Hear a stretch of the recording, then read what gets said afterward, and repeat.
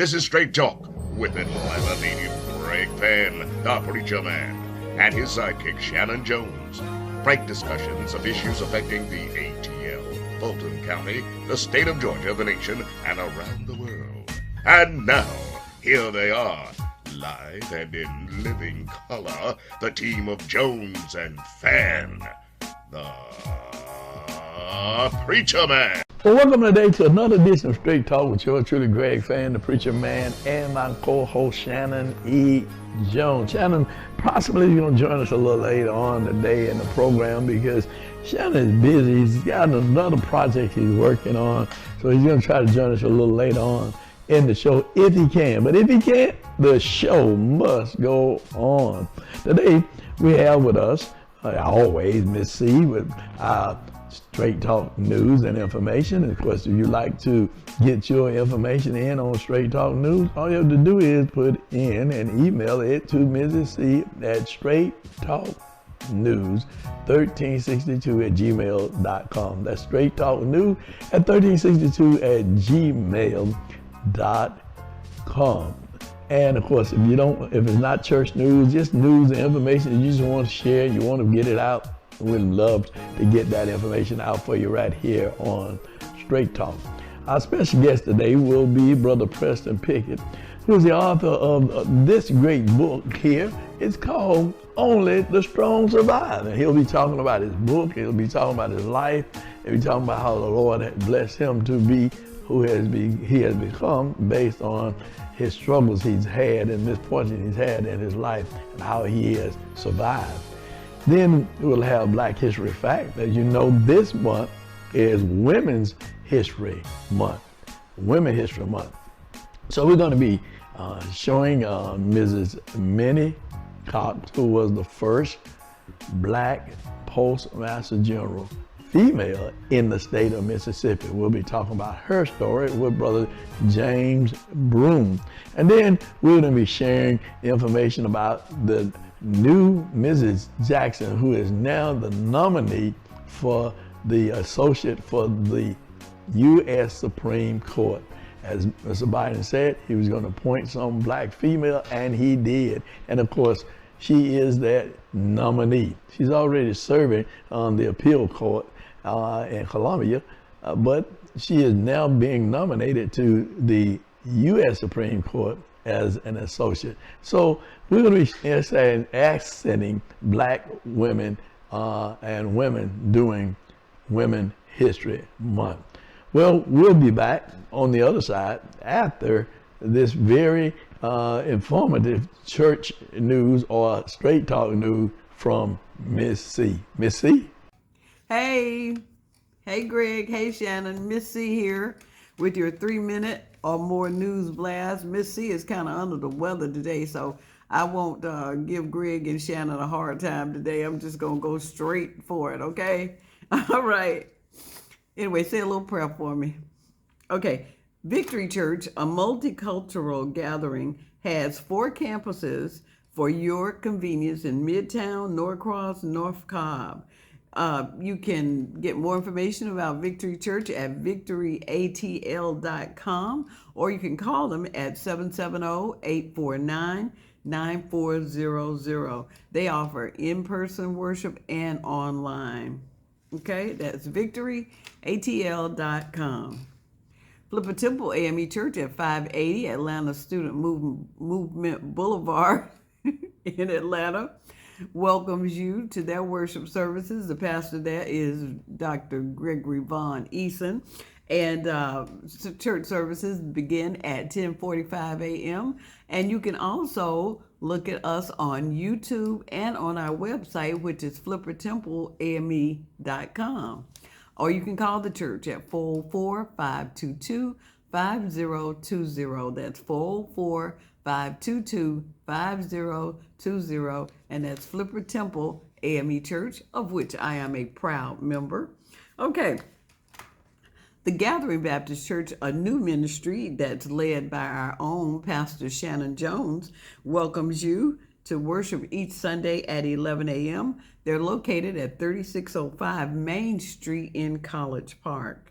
If you need more information, go to their website, which is thegatheringatl.com, and you'll find more information about the gathering and the pastor Shanan Jones. Okay, listen. On your screen, there is a little button that says subscribe. If you just push that little button, we'd be so happy. And also like us too, okay? That really helps us. And if you'd like to have your event announced, I'd be happy to do it. Send it to me at our at our email, which is straighttalknews1362@gmail.com. That's straighttalknews1362@gmail.com. And I hope I didn't do too bad. I sound kind of raspy today. But anyway, thank you so much for joining us, and we'll see you next time, okay? I'll get you, Greg, next time, okay? Bye, y'all. Well, here he is. I told you, Shanan, he's been busy. Listen, there is no contract dispute at all. Don't even buy into that hype from Shanan. Great job, Miss C. Miss C, great job. You always do a great job with church news. With news and information. Just send it to Miss C at straighttalk1362@gmail.com. And Miss C not feeling well, Shanan. Could you tell she was not feeling well, Shanan? She seemed like she wasn't feeling well. Like something wasn't quite right. Something ain't always right with Miss C. You said that, I didn't. Let's pray for Miss C. Come on, let's pray. Let's pray for her. Amen. Amen. Amen. Your prayer was like, that's about enough of that. But Miss C. But anyway, she said she was going to be messing with me next week, and I'm going to get her this week. So we're going to get ready to go into our Black History Facts. And when we go into Black History Fact, we're going to be talking, as I've said earlier, this is Women's History Month, right? So we are setting women who have done great things in history. Mrs. Giddings Cox was appointed Postmaster General in Mississippi by then President Benjamin Harris.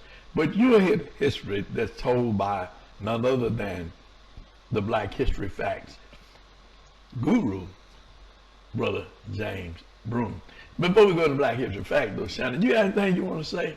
You want to tell the people? Yeah, I wish Biden would choose her to come back, or someone like her. I know she's going on the glory today, because when my mailman brings my mail ladies, they have to have the headlights on and the flashlight. I get my mail about 10 o'clock at night.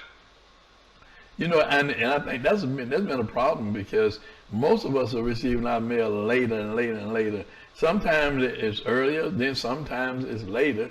But the mail ain't like it used to be. It really is not like it used to be, how people used to deliver the mail, and we would get the mail, in a kind of a timely fashion. But anyway. And that's the problem. My mailman told me, he said, man, you were supposed to be in jury duty 2 days ago. What? Then you just not bringing it to me. What? Not only that, make you read your mail, too. Well, it's all good, though, my brother. It's all good. But anyway, this is what we're going to do. This is what Shanan and I are going to do. Shanan and I are going to do this. Shanan and I are going to do this. We're going to move on. Because, Shanan and I can talk about a lot of different things. Because Shanan loves to talk, and I love to talk, and we can talk about a lot of things. But right now, we're going straight to Black History Fact with Brother James Broom. Don't you touch that dial. We'll be back on the other side. And the Preacher Man, right here on Straight Talk with Black History Facts with Brother James Broom. This is Minnie M. Giddings. She was the first black female postmaster ever in this country. She attended school in Lexington and Indianola, Mississippi, and later graduated from Fisk University at age 19. After graduation, Miss Giddings married Wayne W. Cox, who was the principal of the Indianola Colored School and the city's first black alderman in 1888. The couple were politically active, and as a result, Minnie M. Cox was appointed postmaster in Indianola, Mississippi by then-President Benjamin Harrison. Now, Mrs. Cox not only had the prestige of a presidential appointment, but as postmaster, Mrs. Cox had a salary of $1,100 a year and was the first postmaster in her community to have a telephone installed in her office at her own expense so that the local population could call to see if they had any mail. Well, needless to say, because of her race, Mrs. Cox was pressured out of her post. But then President Theodore Roosevelt, who continued to pay her salary, punished the whole town by having their mail rerouted 30 miles away until they gave Mrs. Cox her position back.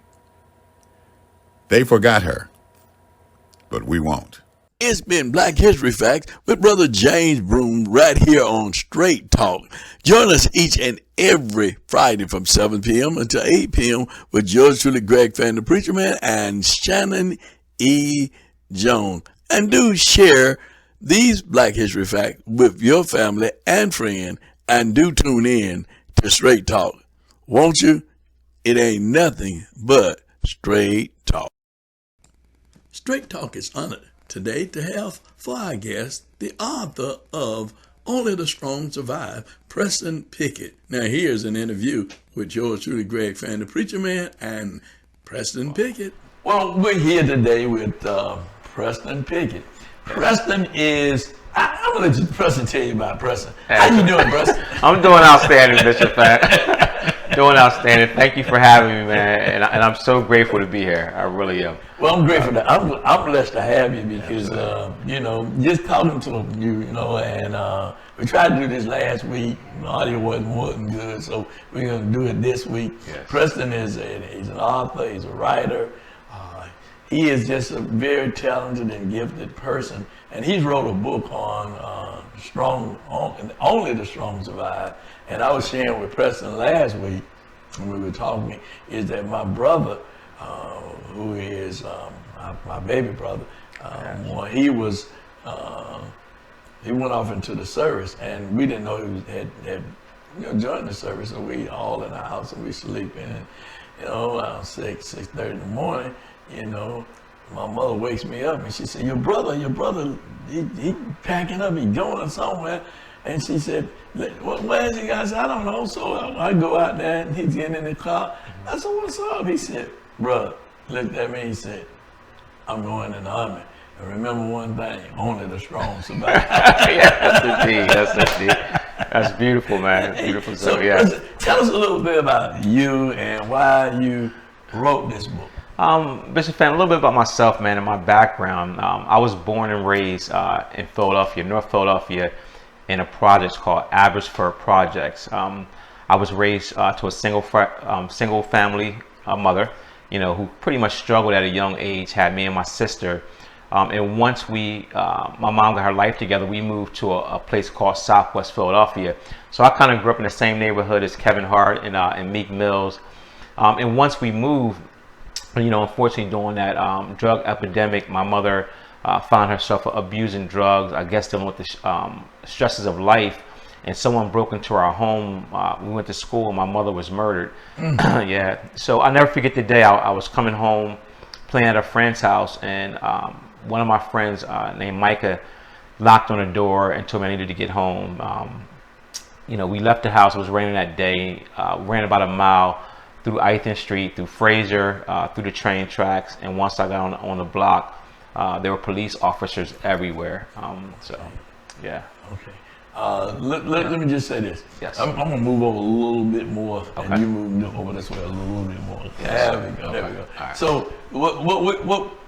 And your mother got killed. Yes, my mother was murdered. How old were you then? I was 15. I was 15. Okay, Yes, okay, I was 15. Okay. So how did that affect you? It affected me a lot, man. More mental than anything, because I felt lost after that. It's almost like a baby cub being separated from their mother. Right. You know what I mean? So you're wandering, trying to figuring out life, I guess, on your own. And you had a little sister. Yeah. Well, I had an older sister and a little brother. Okay. So I'm the middle child. Oh, yes. oh, you the middle child? Yeah. Me too.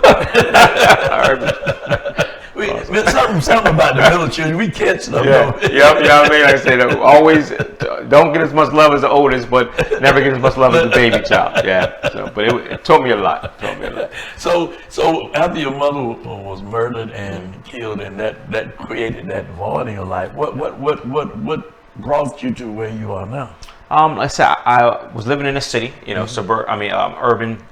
Moved to the suburbs where my father and grandfather worked at Luke and Still for like 40 or 50 years. Okay. Right blue collar, very tough. So he started teaching me manly things. You know what I mean? So I started being under his tutelage and really watching the way that he gets up in the morning, goes to work. And I knew right then I wanted to make something of myself, and I wanted to make my mom proud. Right. So that was my why. That became my why. Okay. Yeah. Okay. So what was the driver for the book? Because I'm saying to myself, he said, only the strong survive. Here's a 15-year-old kid, lose his mother, murdered, and now he's in a whole different world, a whole different setting. His world is that he knew, his life that he knew is now ended. Yes. Now you start a new chapter. Absolutely. So how did you make it and during this time to be as strong as you are now? I know you say father, your grandfather, and your grandmother and stuff, but what gave Preston that to be the strong to survive all the calamity that was going on in their life? It's a challenge, Preston. When you leave from one school to another school, you be moved from your friends and and now your parents move, and then you go into a whole different school. You don't know anybody, you don't know anything. You come in a whole new world. So how did you deal with all of that?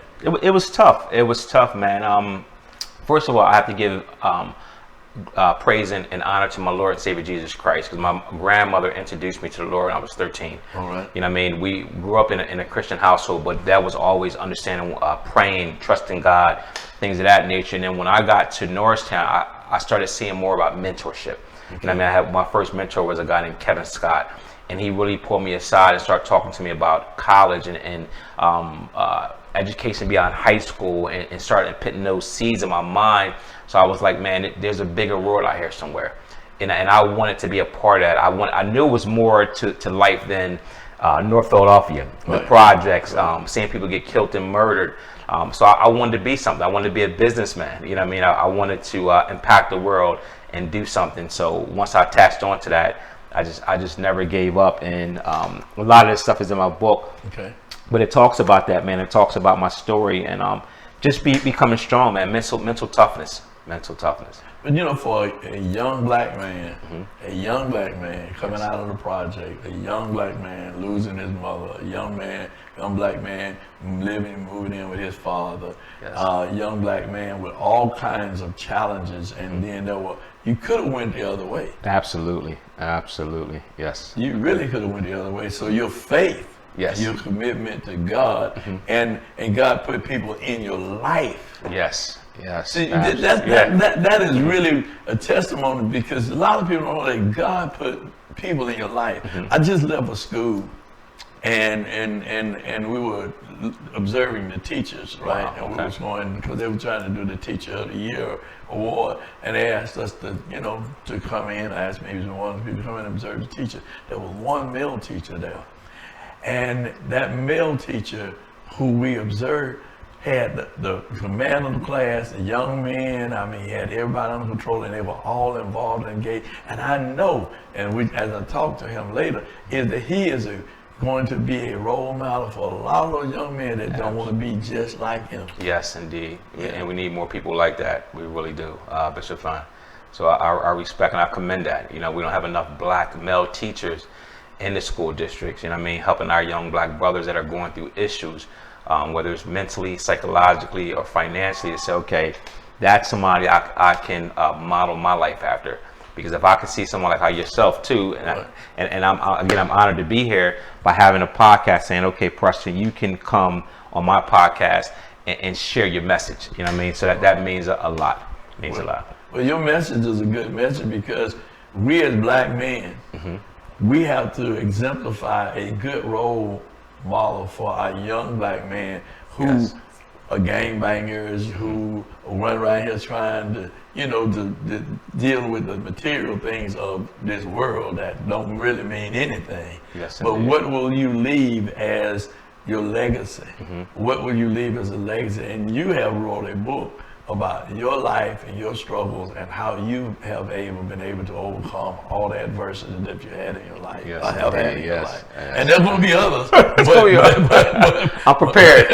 But you're prepared because of the book that says only, see this book where it says, only the strong survive. Only the strong survive. And you need to get a copy of this book. If you haven't gotten a copy, Preston, tell them how they can get a copy. Actually, they can go to, you can follow me on Instagram at bravery2, boldness1 on Instagram, or they can go to Barnes & Noble, online, Amazon, Staples, so it's in all the stores. All right, and I like this last part, and you're standing there in the boxing ring, and you said, but anyone can become strong. Anyone, absolutely. Absolutely. Yeah, you get yourself a copy of this book. Yes. And President, if someone else want to get you on their podcast, how they get in touch with you? Again, follow me on Instagram at bravery2boldness1.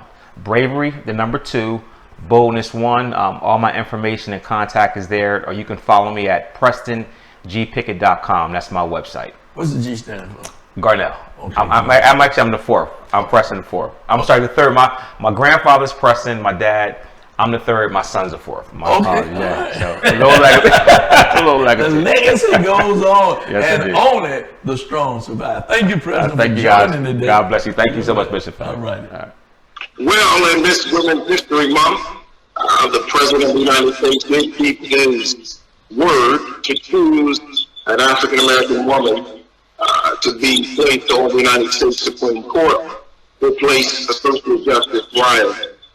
We are pleased that he's kept his word, and he has put up Judge Ketanji Brown Jackson as his choice. We're going to look at a video from her in just a moment. It's so interesting. Ketanji Johnson's husband is a gastro surgeon, and Judge Michelle Childs, who was Congressman Clyburn's choice and Senator Lindsey Graham's choice from South Carolina. Husband was the senior doctor, also a gastro surgeon. So I thought that was extremely interesting.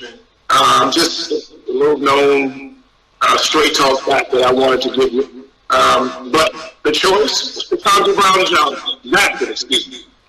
And we're getting ready now to hear her come forth on our air. Thank you very much, Mr. President. I am truly humbled by the extraordinary honor of this nomination, and I am especially grateful for the care that you have taken in discharging your constitutional duty in service of our democracy with all that is going on in the world today. I also offer my sincere thanks to you as well, Madam Vice President, for your invaluable role in this nomination process.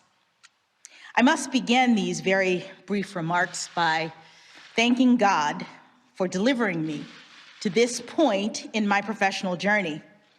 My life has been blessed beyond measure, and I do know that one can only come this far by faith. Among my many blessings, and indeed the very first, is the fact that I was born in this great country.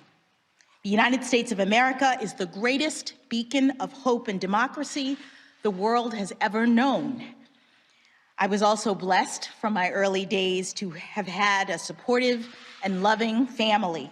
My mother and father, who have been married for 54 years, are at their home in Florida right now, and I know that they could not be more proud. It was my father who started me on this path when I was a child, as the president mentioned. My father made the fateful decision to transition from his job as a public high school history teacher and go to law school. Some of my earliest memories are of him sitting at the kitchen table, reading his law books. I watched him study, and he became my first professional role model. My mother, who was also a public high school teacher, provided invaluable support in those early days, working full-time to enable my father's career transition while also guiding and inspiring 4-year-old me. My only sibling, my brother Kitaj, came along half a decade later, and I'm so proud of all that he's accomplished. After graduating from Howard University, he became a police officer and a detective on some of the toughest streets in the inner city of Baltimore. After that, he enlisted in the Army, serving 2 tours of duty in the Middle East. I believe that he was following the example set by my uncles who are in law enforcement. You may have read that I have one uncle who got caught up in the drug trade and received a life sentence. That is true. But law enforcement also runs in my family. In addition to my brother, I had 2 uncles who served decades as police officers, one of whom became the police chief in my hometown of Miami, Florida. I am standing here today by the grace of God as testament to the love and support that I've received from my family. I have also been blessed with many dear friends, colleagues, mentors, law clerks. I could not possibly name all of the people to whom I owe great thanks. But I must mention specifically the 3 brilliant jurists for whom I had the privilege of serving as a law clerk at the outset of my legal career. U.S. District Judge Patty Saris in Massachusetts, U.S. Court of Appeals Judge Bruce Selya in Rhode Island, and last but certainly not least, Associate Justice Stephen Breyer of the Supreme Court of the United States. Justice Breyer, in particular, not only gave me the greatest job that any young lawyer could ever hope to have, but he also exemplified every day in every way that a Supreme Court justice can perform at the highest level of skill and integrity while also being guided by civility, grace, pragmatism, and generosity of spirit. Justice Breyer, the members of the Senate will decide if I fill your seat, but please know that I could never fill your shoes. Well, there you have it. Ketanji Brown Jackson to be the next United States Supreme Court Justice.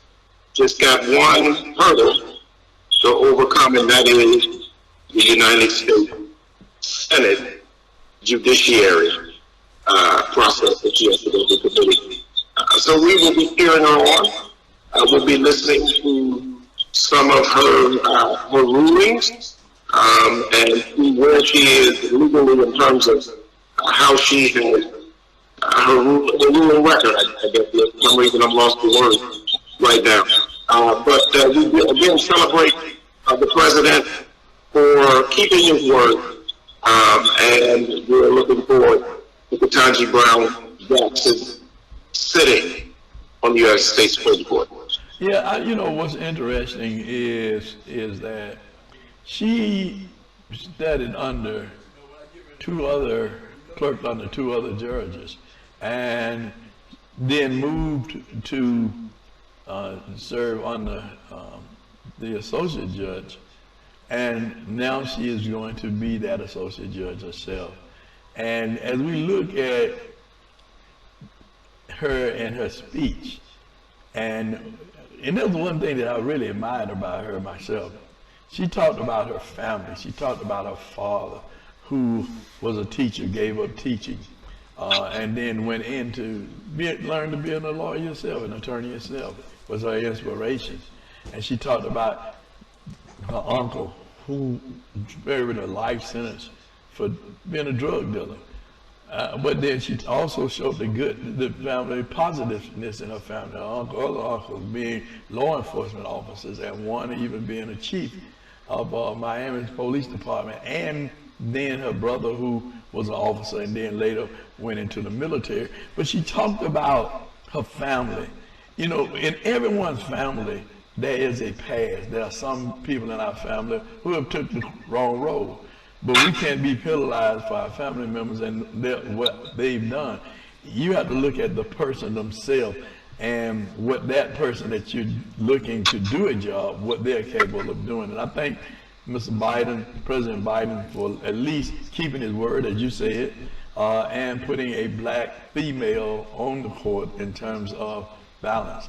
And I certainly hope that as she's serving on that bench, that she remembers her life, her history, and as well as dealing with the constitutionality of the Constitution and her ruling, as she has said she will do and has done in the past.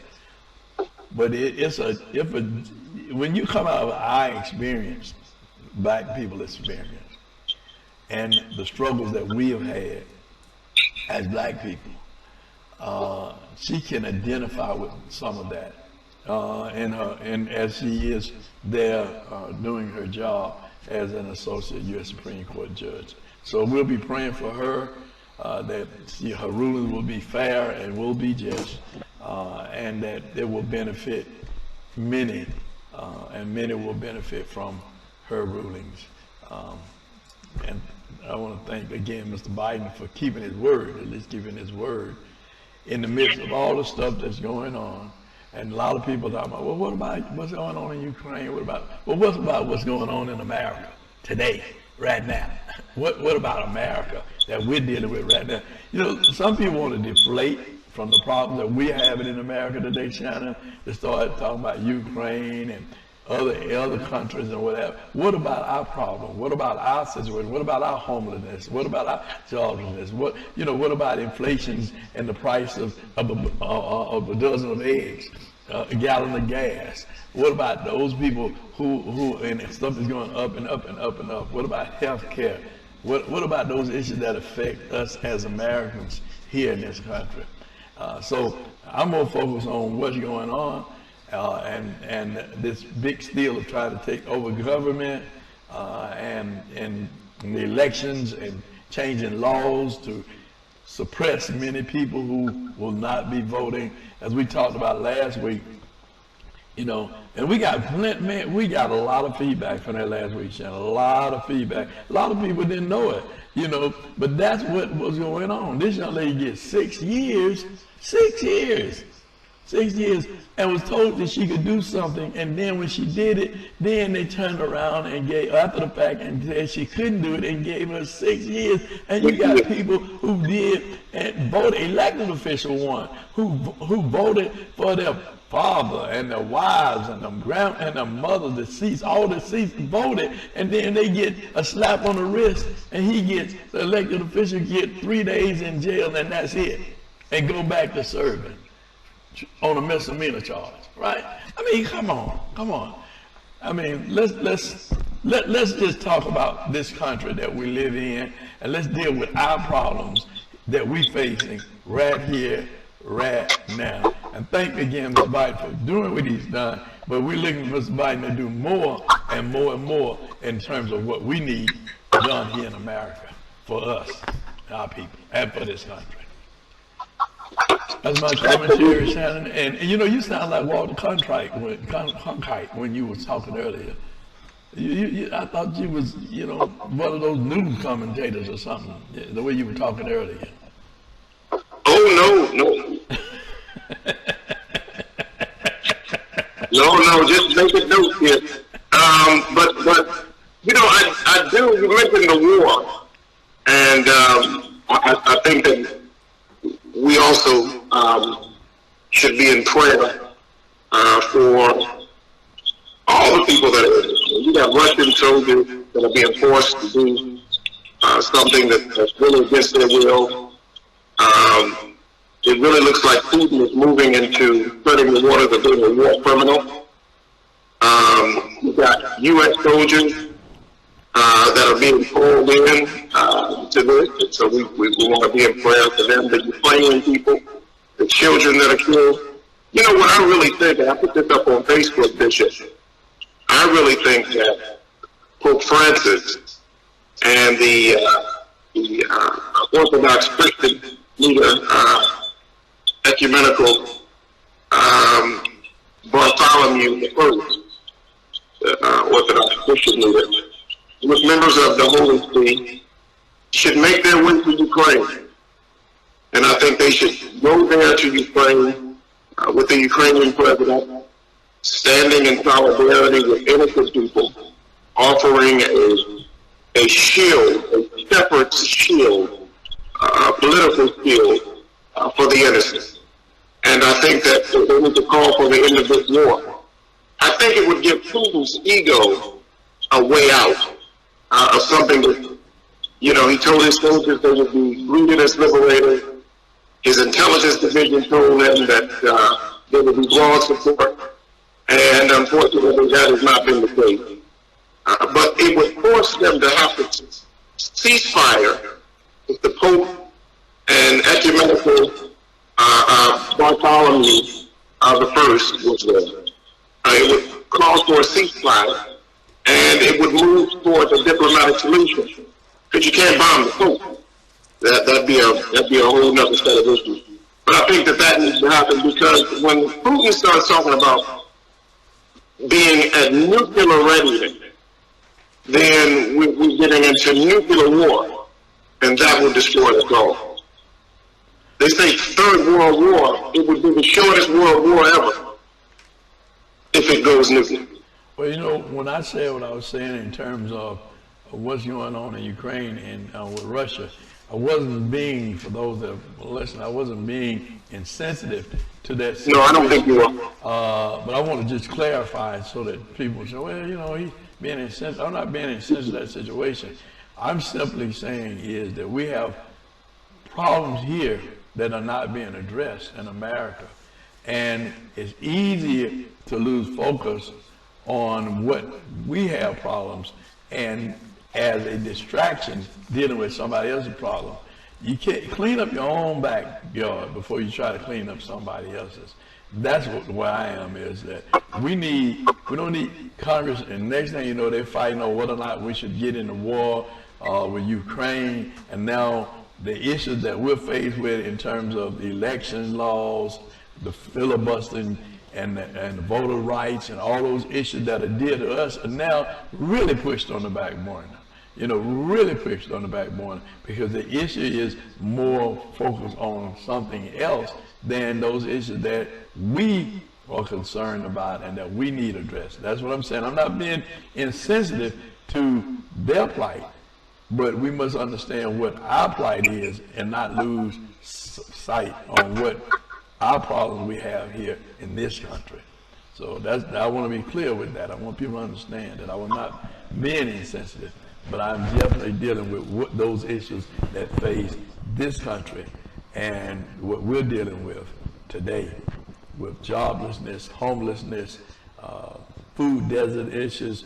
We can go on and on and on with issues in this country that are not being addressed because they're focused on things that they can take their mind off. Because we got crime. I mean, just, you know, those issues of crime, and there's so many issues we can talk about, Shanan, and put on the table. But I just want to make sure that we're focused, that we don't lose sight of what our issues are here in America, and take resources that we need here in America and begin to divvy those sources up for others. And I'm not being insensitive again. I'm just simply saying charity begins at home and spreads abroad. Spreads abroad. Yeah, I certainly didn't take it that way, Bishop. I mean, that's fine to clarify, but I hope that folks would take it that out of context. Certainly, you know that President Obama said we're citizens of the world, but you're right. It begins at home and spreads abroad. But as we get ready to close the day, we hope that you've enjoyed this show, Straight Talk. Keep those comments coming. Keep them coming.